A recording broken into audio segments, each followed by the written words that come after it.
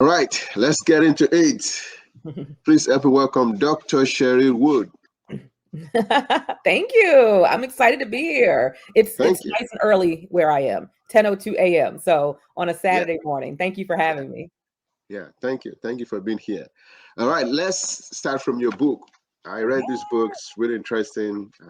I was fortunate to have a signed copy from you right Yeah. during the conference. So, what motivated you to write this, The Speaker's Edge? I just celebrated 15 years in the speaker industry on September 18th, so last month. And so right before that, I knew that I was going to be coming to the Toastmasters International Convention. And I'm like, you know what? I want to do something special that I know will add value to the people who I'm going to be engaging with and connecting with at the international convention. And I'm like, well, what better way than a book that gives them real proven strategies? And I really focus on the word proven because I've learned a lot over the past 15 years of being a public speaker, traveling all over the world, amassing this amazing opportunity of touching lives and speaking into people's lives and their dreams. And so, why not share that? I believe a big part of our legacy is connected to what we share with others. And Yeah, so, I decided not to just share it verbally, which that's kind of my sweet spot, but yeah, also to put it in writing so that as many other people as possible all over the world, because Toastmasters, that is an international opportunity. So to get that book in the hands of people all over the world, whether they were in Hong Kong or live in Africa or the UK or the United States, I knew that it would add value. And that's a big part of my legacy, is adding value as often as possible for as many lives as possible. good, good. Thank you for sharing that. So, especially when I saw the word proven, that's a very strong word. Yeah. That's a Yes. good strategy. Yeah, yeah, good, good.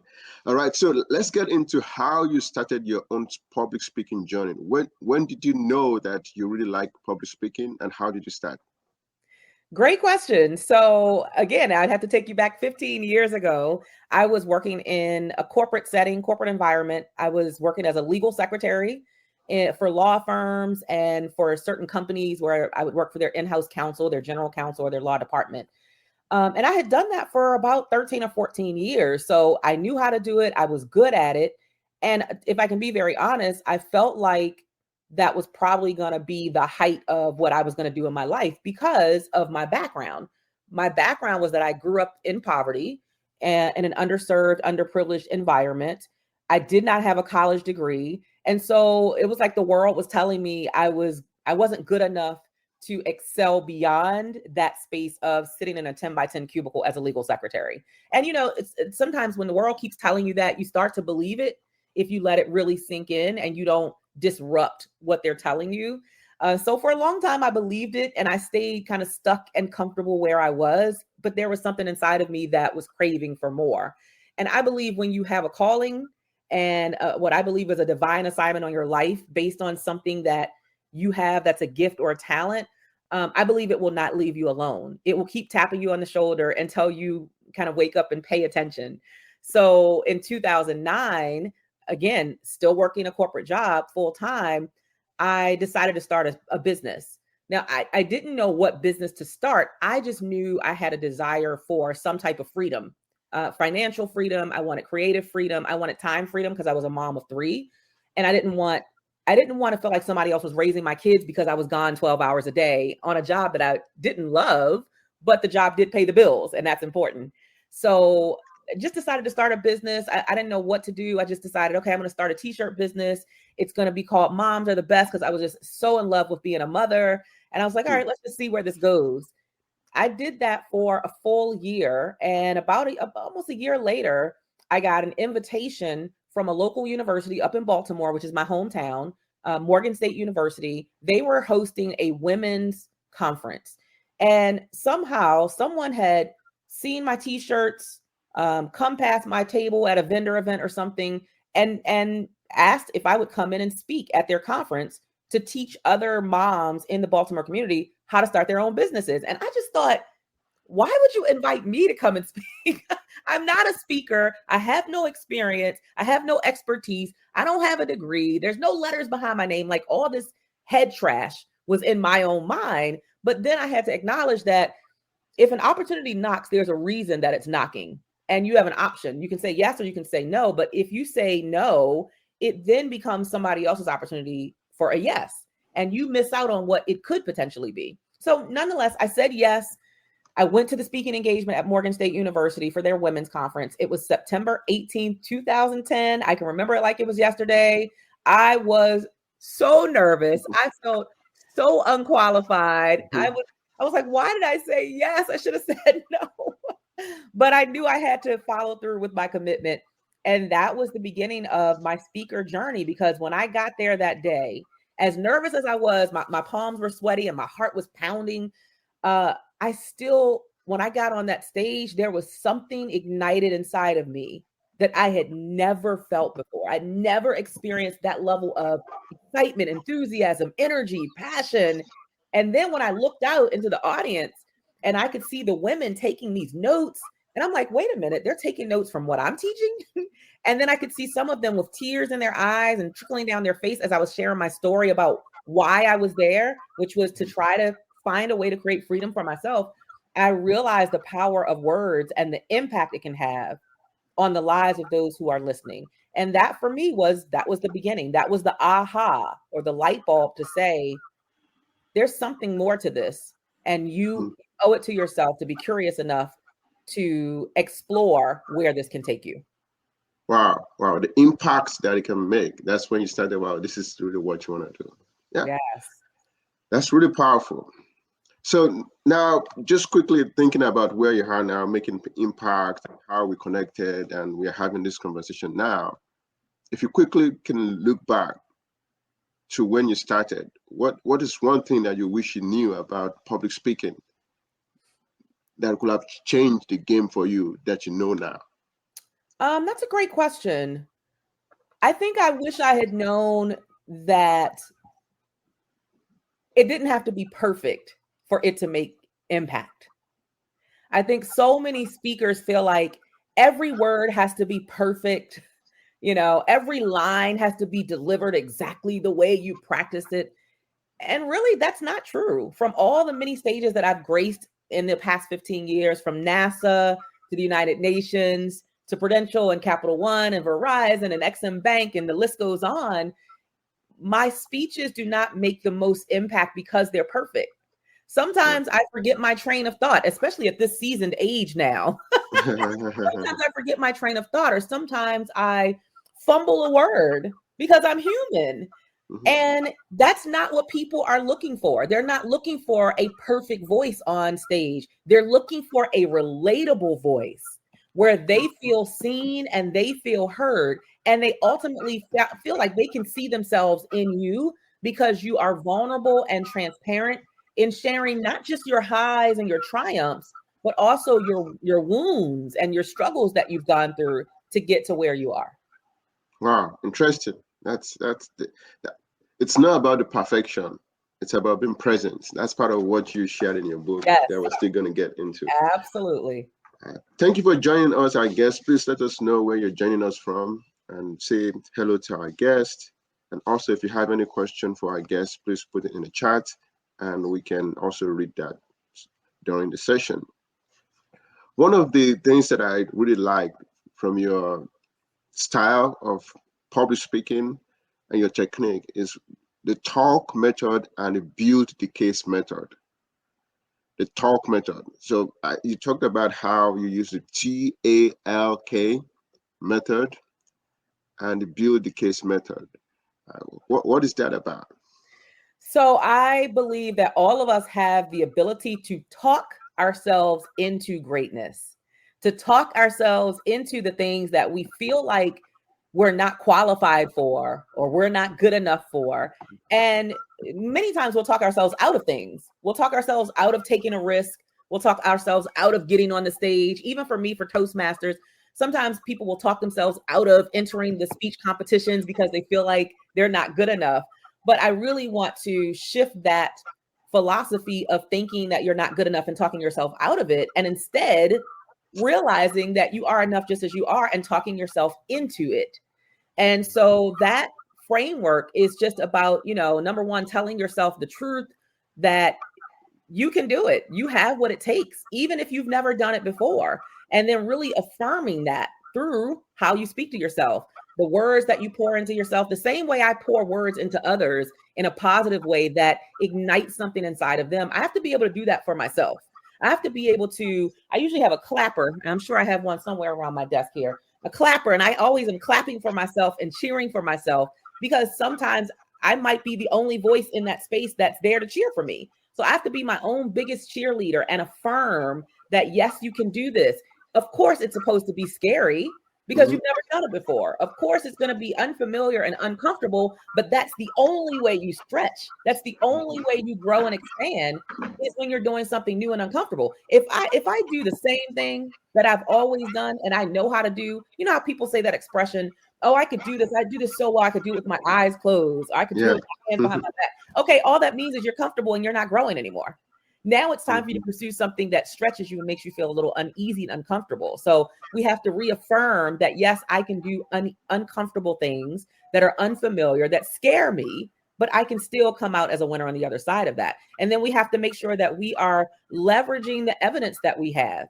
Like, what have you done that has proven to yourself that you can do tough things, that you can do scary things? Because throughout your life, I'm sure there are things that you've done that you perhaps were terrified of initially, but now you're a pro at it. You're an expert at it.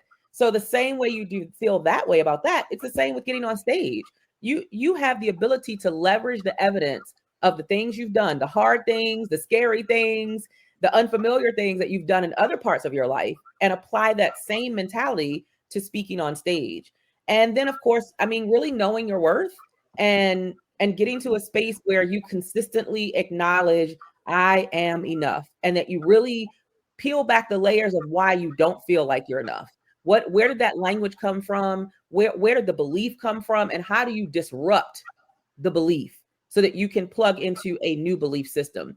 And then when I talk about the build the case methodology, so again, I mentioned for almost about 14 years, I worked for law firms. I worked for attorneys. And I've never, ever seen an attorney get ready for court and not have any evidence to go to court to win the case. They always come with evidence so that they position themselves to win the case. So you have to build the case. You have to position yourself with all the expertise that you have, with the resources that you have, with the evidence that you have, to be able to win the case that, you know what, I belong on stage. My voice matters. It's up to me to make it count. And I don't have until tomorrow. I've got to start doing it today, because tomorrow isn't promised for any of us. So I always encourage people, instead of creating a to-do list, create a today list. Like, what are you going to do today, right now, in this moment, just in case you don't get to do it tomorrow? Because again, none of us are promised tomorrow. So that's what I mean when I talk about talking yourself into greatness and really building a case for why you belong on stage, why your voice matters, why you should be sharing it, not only on stage, but also in books. Because this is a part of sharing your voice, is putting what you know, your knowledge, into books. So verbally, in writing, whatever platform you possibly can, your job is to share what you know, your lived experiences, your stories, the wins and the wounds, the triumphs and the failures, with someone else, because your story is about you, but it's not for you. Good. Thank you. Thank you for sharing. Very powerful. Thank you for joining us, Yemi. Thank you for joining us, Abiola Balogun, on Instagram. Powerful. If you have any question for our guests, please put in the chat and tell us where you're joining us from. One of the things that I really like from your book is you talked about the pre-speech power ritual.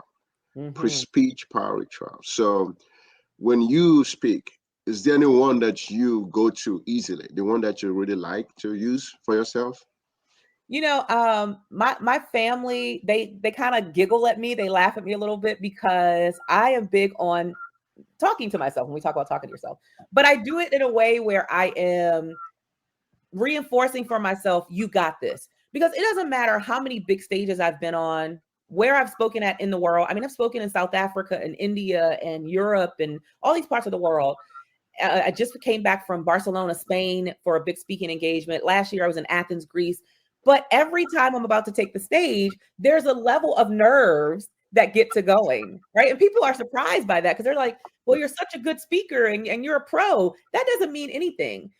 What I'm most concerned about when I take the stage is exceeding the expectation, exceeding what the audience thought they were coming there to get. I want to exceed that. I want to go above that. And I want to give them an unforgettable experience where they feel like I either, number one, I didn't know who she was, but I will never forget her now. Or number two, I heard about that Dr. Cheryl Wood and woo, they were right. So that comes with a certain level of anxiety, a little bit of pressure to make sure that because all of us, we're only as good as our last performance. So anyway, so I have this thing where I kind of like act like I'm in a boxing ring and I kind of got my arms up and I'm like, come on, Cheryl, because I'm reminding myself that I am getting in the ring. I'm getting in the ring to fight my own fears, my own doubts, my own self-doubt, anything that is going contrary to what would make me powerful on stage. I am about to be in the ring to fight that and to remind myself that, Cheryl, it doesn't matter where you come from. It doesn't matter where you grew up. It doesn't matter what other people think. The only thing that matters for this next 30 minutes or 40 minutes or however long I'm on stage is you being the most authentic, vulnerable, transparent version of you that is here to serve the audience. And that requires me to be at my fullest level. And that means I've got to fight off everything else that's competing with that. Imposter syndrome, the stuff that still shows up for your entire journey. So that's my kind of my precursor to getting on stage. I'm kind of like doing like this, like punching, like I'm in the ring, like, and I'm talking to myself and you got this. You've done this before. You about to knock out the fear. You about to knock out all apprehension. You about to knock out anything thinking that somebody's going to judge you. You're not here for that. And I'm literally having this self-affirmation boxing talk with myself to remind me, you got this and you will come out of this ring as the champion. Wow. Thank you. Yes. Thank you for sharing that. That's really powerful. That's something to do that is really powerful. You mentioned something just now, vulnerable. That's part of what you emphasize in the book. The most interesting thing about vulnerability is that you said in your book that vulnerability builds trust. Yeah. But it's still very common that people try to stay away from being vulnerable for the most part. Is there any suggestion or motivation that you're willing to share as to why people should consider being vulnerable when they are sharing their story during a public speaking engagement?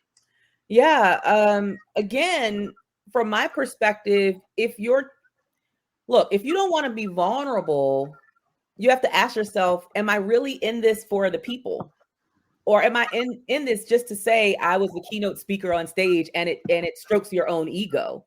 And I think when we don't have vulnerability, it's because we're really just stroking our own ego instead of really being there to serve and pour into others. When someone's sitting in an audience and they're going through a certain pain point in their life, they don't want to hear your perfect story. They don't want to hear about your success. Like, how many of you have ever been broke and one of your friends, just hit the lottery for 2 million? You don't want to hear. I mean, you're happy for them, but at the same time, you don't really want to hear a whole lot about that. You like, look, I just want to go in my little corner and I want to sulk because I'm not in the position that you're in. So it's very hard for people to be in a space where someone's in front of them and they're talking about all of their success and all of everything they've accomplished and all these achievements and where they are in life and what their bank account looks like. But I'm sitting in the audience trying to figure out, how do I get there? That's a very hard pill to swallow, as we say.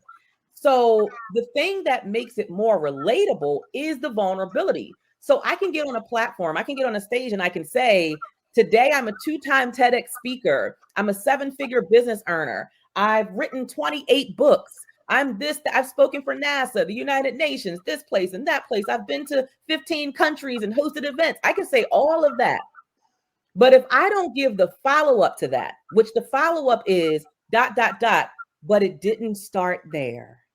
Yeah. If I don't include it didn't start there, half of the audience is going to tune out because they can't even relate to my level of success. So they don't feel like there's anything in this speech for them because I've started off with all the great things I've accomplished. But if I never pull in the balance to that, which is, but that's not where I started. And I always say, if I'm in my chapter, my amazing, wonderful chapter 15 of this speaker journey, then y'all can imagine chapters 1 through 14 was probably a hot mess, right? That instantly breaks the ice. I'm like, because chapters 1 through 14 was me trying to get here, me going through the struggle, me facing my fears about whether or not I was good enough to be on a stage of this magnitude. It was all about me feeling like if I came to the front of the room, people were going to judge me, and I didn't want to be judged. And I started being vulnerable about how I got to all those accomplishments and achievements. And every time I do that, it softens the hearts of the people in the audience to say, oh my God, well, wait a minute. Maybe I should lean in a little bit more and listen to what this person has to say because she sounds just like me. Or if it's a gentleman on stage, wow, he sounds just like me. In fact, so many people, the biggest compliment I get is when people come running up to me after a speech and they say, oh my God, you were telling my story.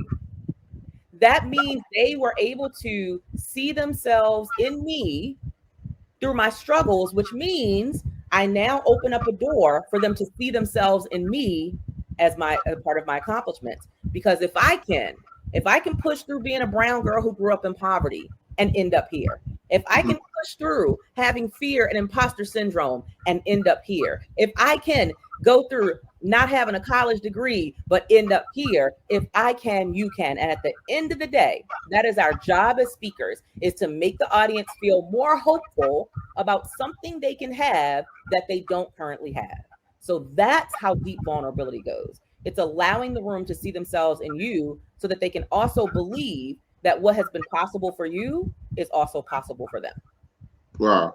Thank you for sharing that. One of the things that I've seen people do on the stage, though, that is a modification of what you just shared, is just now sharing their backstory and just staying there with the audience, like sinking down and not bringing the mood back up, and then say, well, even though I went through all that, I was able to come back up and achieve this and achieve that. That's it. Once in a while, I see speakers do that, and it seems that they just bring the mood down and they never bring it up at any point. Well, it's up to you how you do it. Either way, you're still including both. You must include, as a profound, unforgettable speaker, you must share the high and the low. So whether you start with the high and I've done this because they just read your bio, right? Most times when you come on stage, they're reading a portion of your bio, and she's done this, and she's been in Essence, and she's been here, and so the first thing I like to say is, let's just get that out of the way. Yeah, that bio, let me tell you, it's real sexy, but it did not start there. Like all that stuff, all the speaking here and speaking there and being featured in Forbes so for a lot of times, for me, it's easier to start from that point because you just heard this amazing introduction of me. And now my job is to break down the walls that you've created because you heard that I'm this amazing, perfectly sounding person. And so I immediately go from that into, but here's what I need y'all to know. It did not start there. That bio is great and it's juicy. But let me take you back 14 years ago when I first started. So that's one way. Or yes, you can take them low and you can tell them, I can tell them about my 14 years in corporate America when I was dropping my kids off at 6 a.m. and not picking them up till 6 p.m. and they were in somebody else's care 12 hours a day. And I felt like I wasn't even a present mother, and that wasn't okay with me. I sat in a job that told me this is how much you're going to make because you don't have letters behind your name, and who devalued me because I didn't have a college degree, even though education and intelligence education, lack of it doesn't mean you don't have intelligence. So I can tell that story and then come up from that story and say, oh, but were they wrong? Because what I've been able to do is I've been able to accomplish that. So either way, I don't care if you take the high and come low or take the low and come high, you must share both sides of you. You must share the successful side of you because that creates possibility in the minds of the audience, but then you must be vulnerable and share the low side of your story because that creates relatability. Wow, thank you. Relatability. That's very important. Thank you for joining us, our guest, Dr. Cheryl. If you're joining us from anywhere, please let us know where you're joining us from and say hi to our guest. If you have any question, please put it in the comments so we can know the question you have and direct it to our guest. One of the things you've mentioned just now is TEDx, right? I can imagine that a couple of people will try to know if they want to be a TEDx speaker, how they can achieve that. Is there any suggestion or support you're willing to offer as to how you became a TEDx speaker?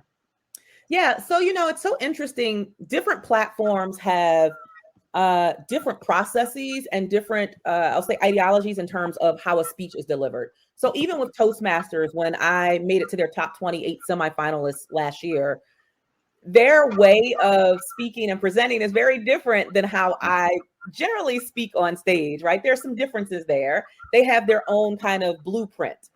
It's the same way with TEDx.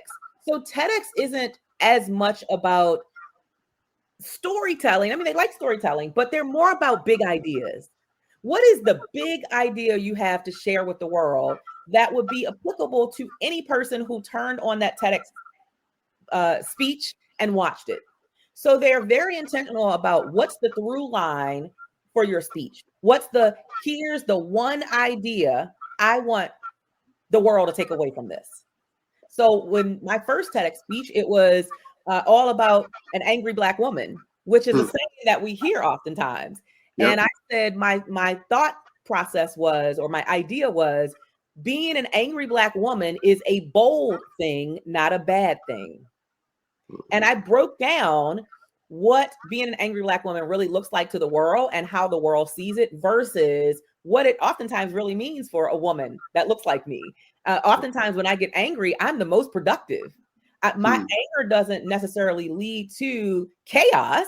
My anger leads to productivity and me wanting to do something about something, a problem that I see, and wanting to create a solution for it. So oftentimes I'm in my most creative spaces, my most determined spaces, when I am angry about something that perhaps an injustice or something of that effect. So that was the angle that I took on my TEDx talk that allowed me to get accepted in. So I would say, number one, really refine and be very, very crystal clear on what your big idea is. And make sure that it's something where you can pull every person of any age, gender, race, ethnicity into that conversation. Because even though I was talking about angry Black women, I made sure in my speech that I spoke of how allies who were non-Black women could also support us in what the topic was about. So I didn't leave anybody else out to say, this is only a speech for Black women. No, it's a speech for humanity to understand Black women better. Okay. So that's important as well, that you're able to approach it from any angle and anyone who's listening to it. And then to actually get your application accepted, if you will.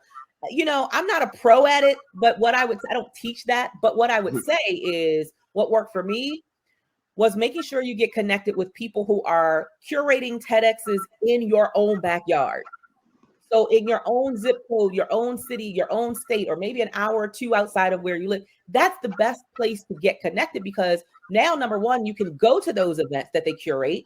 You can get connected with the curator, develop some type of relationship, and start. I believe we have to speak into existence what we want and start speaking and saying, my big goal is to be on a TEDx stage.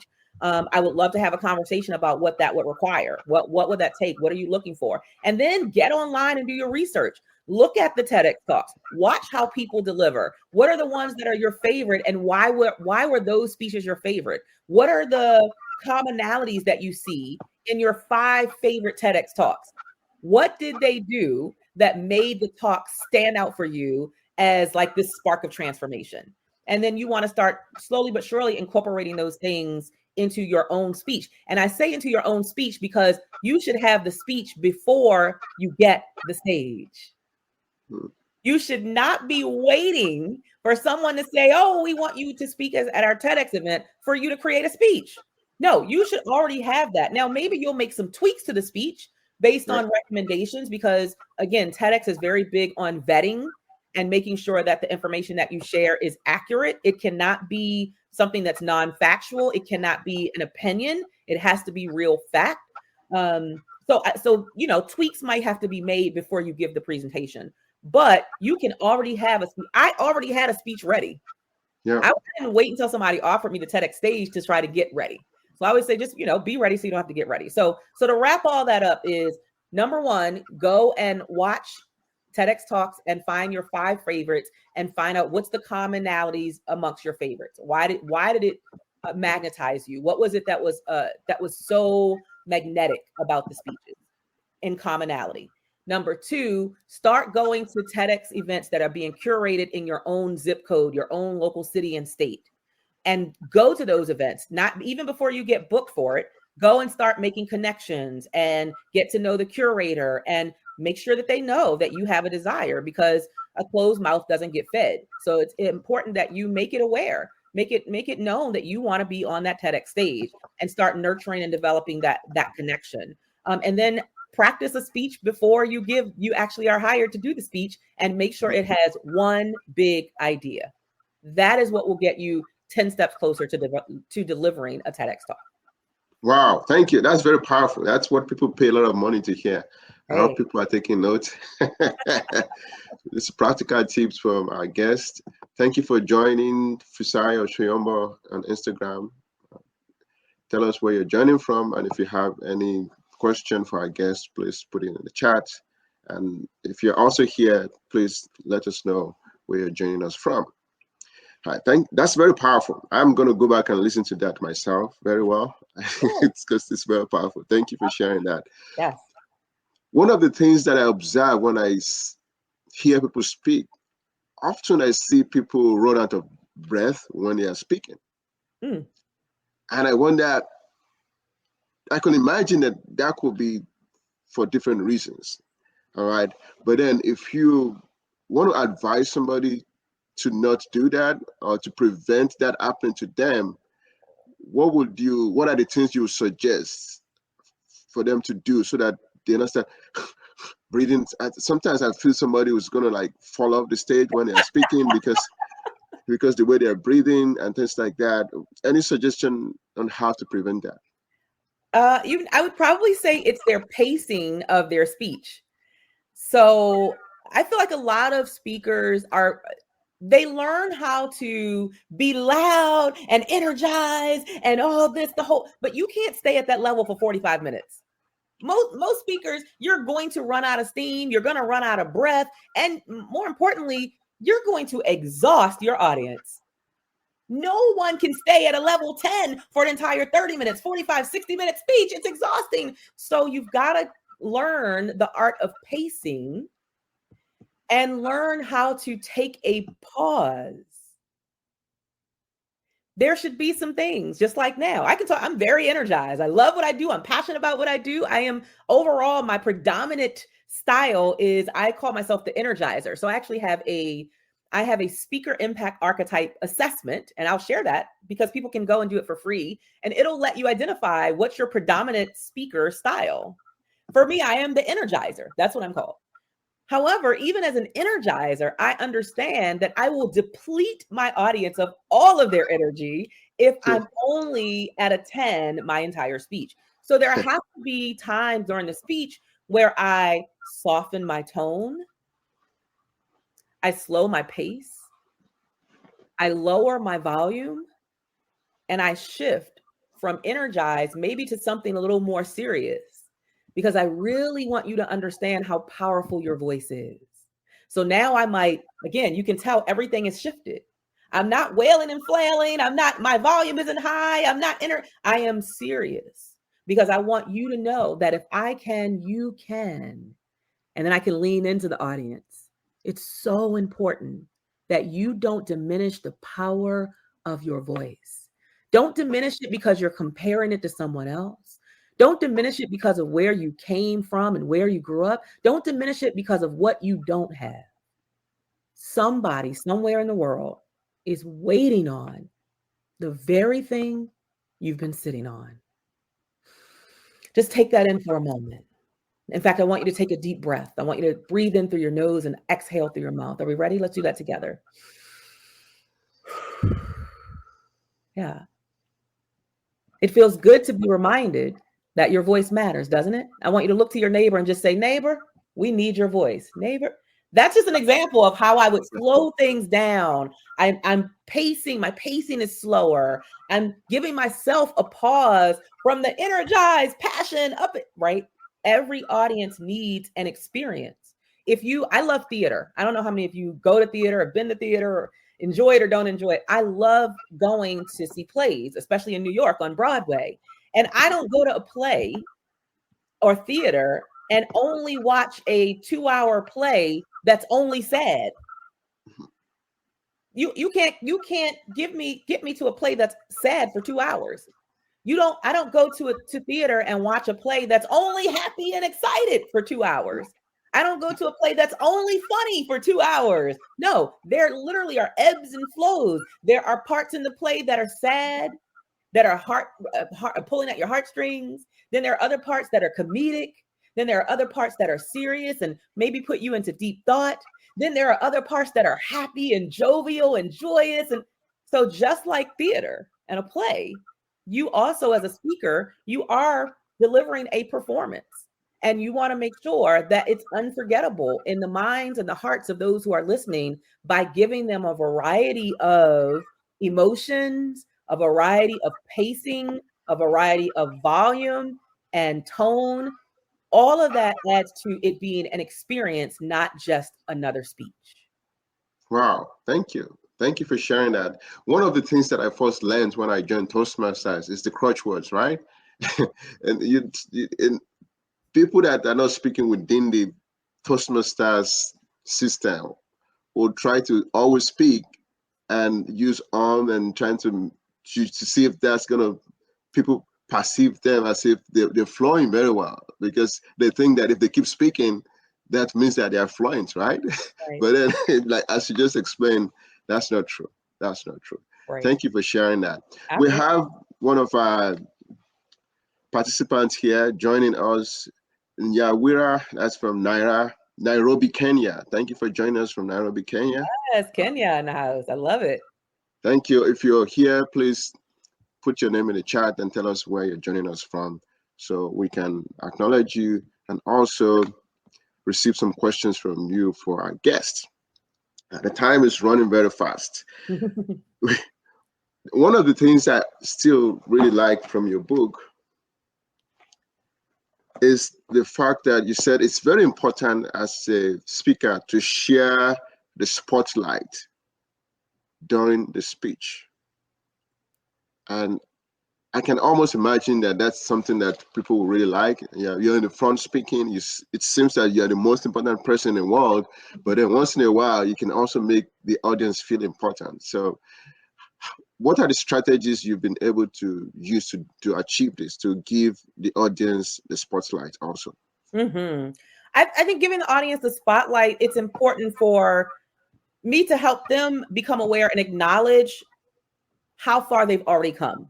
So if I'm talking to an audience of new, emerging, and aspiring speakers who want to be on bigger stages, they want to master their message better, they want to become better at storytelling, and maybe I'm, giving a presentation on this, it's important at some point that I say, now let's hang on. I know we're talking about getting better. I know all of us feel like our best is still in front of us. We still have so much we want to do, so much we want to accomplish. But can we just take a moment? Because I don't feel like we do this often enough. Can we just take a moment to celebrate how far you have already come? If you have already spoken on your first stage, I want you to stand up.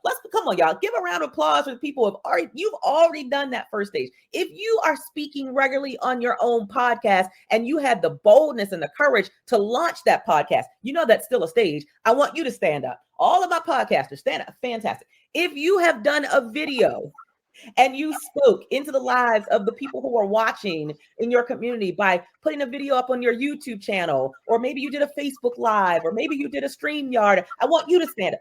And all I'm doing is, and at the end of that, I want to say, so can we just acknowledge I am already doing the work? And I have them give themselves a round of applause. And I'm having them to take their seats, because it's important that people, so often we're so busy pursuing the next thing that we forget to acknowledge the first thing. Yep. right? And so putting the spotlight on them, that ignites something in them to say, you know what? Wait a minute, you're right. I didn't even stop and celebrate the fact that I did my XYZ. I didn't even celebrate the fact or acknowledge, or nobody celebrate. I didn't even have a celebratory hand clap or anything to acknowledge that I actually launched the podcast, as terrified as I was. And now I've done my first 400 episodes or my first 25 episodes. I haven't acknowledged and celebrated the fact that, you know what, I've been consistently putting videos up on my YouTube channel for the past 4 months. Every week I've been putting a video up.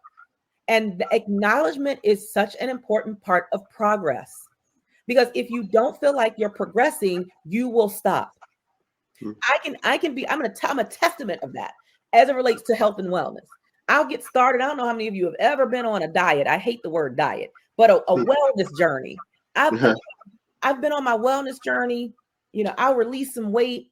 And then if I don't celebrate it and I'm like, okay, wait, I didn't even acknowledge that I just dropped 5 pounds. Then what happens is I get stuck in that space because I feel like the 5 wasn't enough because I was really trying to lose 20. And so if I don't stop and shine a spotlight on what I've already done, I'm not ignited to continue the journey. So for me, every time I lose 1 pound, I'm like, yes, I lost another pound, right? Because I'm going in the right direction. So I'm always shining a spotlight on everything I've done. And here's what I did to lose that pound. I didn't have carbs this week. I worked out 3 times this week. And then I'm thinking, now, how do I get more? Okay, well, if I want to go from 1 pound to losing 5 pounds, well, maybe this week I'll work out 5 days and I'll do my 30 minutes on a treadmill. Maybe this week I'll eliminate sodas and I'll replace it with water. So now my brain is looking for solutions to how do I double or triple what I already accomplished. It's the same way when you're shining the spotlight on the audience. Now they are forced, right? Kindly, willingly forced, if you will, or encouraged. Let's say that they're encouraged now to take inventory of what they've already done, what they've already accomplished, how far they've already come. And then to say, but here's where I want to get to. So imagine if I double the effort that I've been putting into my speaking engagement. Imagine if I send out more requests for proposals to people, letting them know I'm a speaker. Imagine if I stop doing just 1 video a week and I start doing 2 videos. Imagine how many more people I could actually impact. Imagine how many more stages I could get on. And it encourages them to acknowledge what they've done, but to acknowledge that there's more to be done. And then to see how far they've already come so that they know they have what it takes to go to the next level. Wow, it's powerful. Powerful. Thank you so much for sharing that. Yes. Thank you so much for sharing that. Another thing you mentioned in your book is the fact that there are examples of signature gestures, moves, and phrases that can be used constantly so that people can be accustomed to the speaking style, things like that. And in your own case, is there anyone that you've developed or you see somebody develop that you really liked? Yeah. So one of my sayings, my expressions that people repeat all the time. Well, actually I have 3. One of them is visibility will always trump ability. Visibility will always trump ability, because visibility gets your foot in the door and your ability will then keep your foot there. I have more people who share that little saying than, even the Les Browns of the world are sharing that expression. There's another expression that I say, and I even said it today, which is somebody somewhere in the world is waiting on what you're sitting on. So there's some lived experience that you have, there's some knowledge that you have that you're just sitting on. You're doing nothing with it, but somebody else somewhere in the world, they're waiting on that. And then my third expression is your story is about you, but it ain't for you. So that's examples of expressions. In terms of gestures, I'll share one that I really love. My fellow speaker, Delatoro McNeil, who is a World Hall of Famer. He's phenomenal. He does this kind of a matrix move, and he has people, everybody in the room is doing this, right? and he's become known for his matrix move. So that's an example of like a big gesture. Or you might have a call and repeat. For example, Lisa Nichols, one of my coaches and mentors, and she'll say, yes, yes, yes, yes. I want to hear you say it again. Yes, yes. And the audience is like, yes, yes. That's kind of a call and repeat. So there's an example of each. There's some expressions that I am typically known for. There's the movement, the gesture that I mentioned is Delatoro, and then the call and repeat with Lisa Nichols, the yes, yes. So I'm hoping that's helpful to give you examples of what that can look like and sound like. Wow, thank you. Thank you for sharing that. Thank you for sharing that. Well, one of the things that you mentioned in your book that I really like is the fact that people do distracting things or say distracting things during their speech. Example of that is many thank yous and apology. People apologizing. Yeah. And any suggestions on how to handle thank yous and an apology during speeches? What do you do? What's the the the best practice for you? Just get into the speech. Like, you can thank people later. You can apologize later. First of all, let's talk about thanks and let's talk about apologies. Let's start with apologies.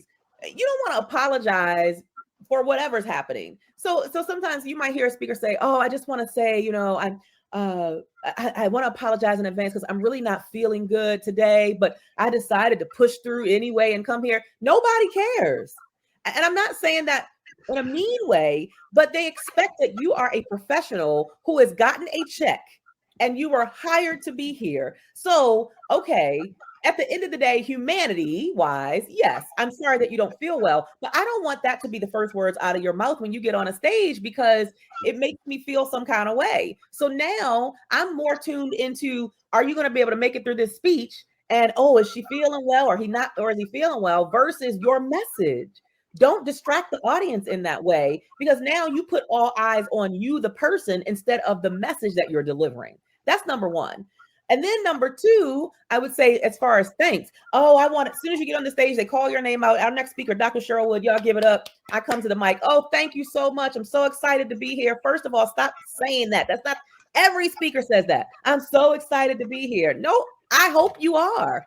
If you were not excited to be here, there would be an issue. We would have a problem if you weren't excited to be here. So you don't have to open that way. Be different, be unique, stand out. I don't want you to get up there and use your first 2 minutes to thank everybody. I want to thank the organizer and I want to thank this person for having me and I want to thank that person. You can thank them later. You can send them a handwritten card. You can send them a fruit basket. You can thank them once you get off the stage, right? Like, don't use your first 2 to 3 minutes of your speech for that. Use your first 2 to 3 minutes to captivate the audience, to intrigue them where everything else that they were doing or thinking about doing, they immediately stop. So just think about people. I mean, most of us are attached to our cell phones, right? Even me, my cell phone goes everywhere. So even in a speaking engagement, you'll sometimes see people on their phones, they're checking emails or they're sending a text or they're posting on their social media. The eyes aren't all on the speaker initially. It's your job to get all eyes on you, where they go from this to, okay, wait a minute, who is this and what are they about to talk about? That's your job, is to interrupt everything else that they are doing or thinking about and get all of their attention on your message. And so for me, I am very intentional about not thanking and apologizing when I open. I go straight into my speech, which is usually something that allows the audience to engage with me, because from the onset, I want them to know this is not going to be a lecture. This is going to be a dialogue. A dialogue means I'm going to talk to you and you're going to talk back to me, right? A conversation. And so one of the ways I might do that is I might say something like, hey, I want everybody to stand up and I want you to repeat after me. But hold on. Before you repeat after me, I need you to commit that you're going to give me your level 10 energy. Can y'all handle it? Now, are you sure you can handle it? Yes. All right, let's go. I am a winner. I am a winner. I think like a winner. I think like a winner. I act like a winner. I act like a winner. Winning is in my DNA. And they're repeating this. And all that's happening is that their energy is just heightening right at the start of my speech. That is really less of a speech and a lecture and more of a conversation. And so now they feel, and then at the end of that, I say, now I want you to go and I want you to find 2 people you don't know. And I just want you to look them in their eye and tell them, I see you, winner. You're in the right place at the right time. Now the room is buzzing. It disrupts everything they thought I was going to do, because they thought I was going to be like every other speaker. Oh, I'm so excited to be here. I want to thank, and I want to thank, and I want to thank. Look, that is outdated, played out. That was back in the 1900s. We are in 2025. Level up your game in speaking. Do something different. Stand out. Engage the audience. People want to feel like you're connecting with them. And that's not by giving a scripted opening where you're thanking everybody or you're apologizing. Wow, powerful, powerful. Thank you so much. When I first started Toastmasters in one of my clubs, a distinguished Toastmaster will always be furious and angry when somebody apologizes. He will say, "We don't apologize." That's what he would say. And I didn't understand then, but now as I grew as a speaker, I understand why he was usually very angry when people just stand up and start apologizing for things that we know you made a mistake. Just keep going. Exactly. That kind of a thing. One of the things we really have to mention is the fact that you have a global speakers university. Yes. And how did you start that, and how is that going? It is such an amazing, robust community of speakers. And we really call ourselves a family because that's how we feel. In fact, I had 20 of my GSU speakers who went to Barcelona, Spain with me just a couple months ago, last month, so that they could get the experience of speaking on an international stage. And the year before that, Athens, Greece, and the year before that. So it is a robust community of passionate speakers who know that they're not done, meaning they want to continue growing. They want to continue elevating. They want to continue refining their message and creating new messages of impact and pulling in new stories that will transform lives. So I came up with it. It took me years to start a community of speakers because I didn't just want to have another speaker group.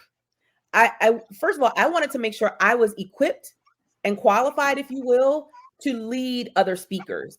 And from my perspective, that meant I needed to have a full rounded personal experience of what it was like to be a unknown speaker all the way up to being a very successful, highly paid, renowned TEDx speaker. I needed everything in between. I know what it feels like for nobody to know you and not to make any money, and you're struggling trying to get on stages and get people to give you a chance. And I know what it feels like to get paid $20,000 to do a keynote from home where all I have on is my top, but I got my pajama pants on the bottom. So I thought it was important for me not to start that community until I had a really full holistic view. I've been trained by the best in the industry, everyone from Lisa Nichols to Les Brown to Eric Thomas. The list of the experts and gurus in the speaker industry that we're familiar with, I've invested to be trained directly. So that positioned me, I feel like, to be equipped to be able to lead other speakers into their next level. And now it's been a number of years, and it's one of the best things God downloaded to me for me to do. And I'm looking at continuing to grow it. My goal is 5,000 strong, 5,000 members strong in the next 5 years. That's my goal. Wow. Yes. Good. That's it. Yes. That's a powerful thing. Thank you for sharing that. That's really good. And I know a lot of people are going to benefit from that. Yes. One of the things that I also like from your bio and also from your experience is the fact that you have experience with the media outlets, Forbes, ABC, Fox News, and things like that. Any lesson from your interaction with the media outlets for people that are maybe just starting, that they are not where you are currently? Any helpful suggestions and interaction with the media outlets, something that they can avoid and something they're supposed to look out for? Absolutely. Anything with media, first of all, start with your own local news stations and come up with your own ideas of how what it is that you speak about is relevant to two things: current events and also ongoing, let's say, holidays, things that come up, because the news is always trying to keep the most current information in front of their audiences. So if you know there's a holiday coming up, if it's Thanksgiving or if it's a certain month, it's breast cancer awareness month, and you have something that ties into that theme of the month or that international holiday or some type of international event that's happening, or international news, or even local news, pitch Pitch to your local stations first. The local will get you to the national. So you've got to start somewhere. And then in terms of how you interact with the media, learn how to be concise. Now, today we're here for an hour, so I can be a little more long-winded in my responses. But I know that when I go to news, I'm usually going to be on a 3-minute segment. Most news segment, it's 3 minutes. If it's something where it's a current topic in the news, the world news, they might give you 5 minutes. Most times it's not 5, it's 3. And that the 3 includes them, the person who's interviewing you, introducing you, giving their little comments. They got to close that segment out. So now it really boils it down to about 2 minutes of a segment. You have to know exactly what you're going to say. You have to, I would say, practice some sound bites. I call them sound bites, which are just kind of quick one-liners that you can say that people will be repeating after they hear your news segment as it relates to what it is that you're going to be speaking about. So 2 or 3 sound bites, almost like, remember how Oprah used to always say, oh, that's a tweetable. I don't know if you remember that. Well, think of a tweetable. Think of a tweetable like, wow, that was good. Like if I were to say, so again, it's important that we get out here and we make use of our voice because look, visibility trumps ability. Visibility will always trump ability. That's a sound bite. That's a quick, they'll be like, oh, that's good. Something where people are going to respond in a positive way and they can easily remember it and repeat it because that will get you even more visibility. And then the last piece I would say with news is every news segment that you do, they're always going to require for you to send them a brief script of what you want to talk about. And they usually will ask you for 3 to 4 bullet points of whatever you're speaking about. So if I'm coming and I'm talking about how to be a more effective public speaker, then they're going to ask me for 4 bullet points. Okay, here's how you do that. Number 1, number 2, number 3, number 4. And they normally will do at least one screen while you're on air where they'll put your 4 bullet points up on the screen. The thing is, sometimes you will get an interviewer who does not stick to the bullet points. Wow. And so you have to be able to know what you know your core area of expertise so well that even if they go off script, the interviewer, that you know how to bring it back around to what you want to talk about. That's a craft, that's a skill that you can master over time. So just practice it. Know your talking points so well that even if the interviewer doesn't go 1, 2, 3, 4, you can incorporate it before that segment is over. I've had that happen to me so many times. And so it means that you have to practice your impromptu speaking. That's why your Toastmasters comes in. They're great for that. Practice impromptu so that you're not thrown off because the interviewer said we were going to go 1, 2, 3, 4, but she didn't even talk about anything that I sent. You have to still be able to make your point even if the interviewer goes off script. Wow. Thank you. Thank you for sharing that. Last question. I usually like to ask one question that has at least nothing or less to do with public speaking. And this is the one for you. What is a belief that feels that you are the only one that have it? What is something that you believe in that it feels like it's only you, or it's not a popular opinion by so many people? What's a belief that only I have, or about myself? About life generally, or about yourself, that it feels like you're the only one that have it, or it's not a very popular opinion. Well, that's a good question. I don't know, but I will say, I don't know if it's not popular, if I'm the only one, but I will tell you something that I'm I'm very strong in my stance is that every person has the ability to turn what seems unlikely into what becomes undeniable. Wow. In fact, I have a brand new book that's going to be coming out. I'm going to show it to you really quickly. This is just a picture of it because I don't have the book in hand yet. This is my brand new book that's coming out December. I'm so excited. And it's called Turning Unlikely into Undeniable. And I feel like a lot of people get labeled with this title of, oh, you're going to be unlikely to accomplish that thing, to achieve that amount of money, to build this or grow that or build that or impact this many lives. People have that label. They get that label of being the unlikely person. You're underestimated. You're overlooked. But you have the ability to turn that unlikely into the undeniable. It is undeniable the impact that I've made over the past 15 years. It is undeniable that I've ushered hundreds and hundreds of speakers into becoming authors because I've published 22 book anthology projects, 28 books total, but 22 have been book anthologies where I've ushered others into theirs. So now they get a little closer to their undeniable. It is undeniable that I have traveled to 15 countries and spoken into the lives of people who don't look like me and reminded them that they are enough just as they are. I am undeniable, even though I started out as unlikely. And if I can, you can.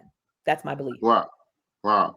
Well, that's my last question. Anything you want to say to our guests today? How can they contact you? Any program or conference you have coming up and things like that? Yeah, I'm going to throw out there the SpeakerCon, my 7th annual SpeakerCon Leadership and Communication Conference, which is coming up in 26 days. It is free. It is free. You owe it to yourself to come and listen to these sessions over the course of 3 days. It's November 6th through 8th. You can go to speakerconconference2025.com.